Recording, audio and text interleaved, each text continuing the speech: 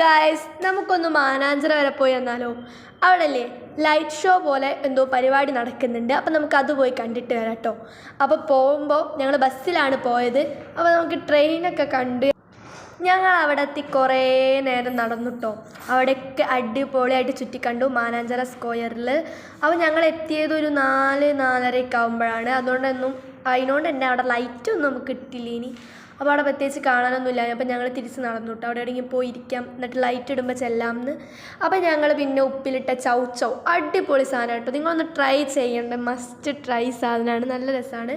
അപ്പോൾ അതൊക്കെ തിന്നപ്പോഴത്തേക്ക് light ഇടാനായിട്ടുണ്ട് time. കുറേ നേരം ഞങ്ങൾ വർത്തനൊക്കെ പറഞ്ഞിരുന്നു. ലൈറ്റ് ഇട്ടപ്പോൾ നല്ല രസമുണ്ട്, എന്ത് ഭംഗിയറിയാം അവിടെ കാണാൻ. അവിടെ നന്നായിട്ട് അടിപൊളിയായി കേട്ടോ ഗൈസ്. ന്യൂ ഇയർ ഒക്കെ ആയതുകൊണ്ട് തന്നെ അവിടെ അടിപൊളിയായി. കുറേ ആൾക്കാരൊക്കെ വന്നിട്ടുണ്ട്. നമ്മുടെ 2026 ആ സംഭവത്തിന് അവിടെ കളറൊക്കെ ഇട്ട് ലൈറ്റൊക്കെ ഇട്ട് സെറ്റാക്കി വെച്ചിരിക്കണേ. എവിടെ തിരി നോക്കിയാലും നല്ല കളർഫുള്ളാണ്. അപ്പം ആ ഡ്രാഗണൊക്കെ കണ്ടോ, എന്ത് രസമാണ്. എനിക്ക് വളരെ ഇഷ്ടമായിട്ടോ അത്.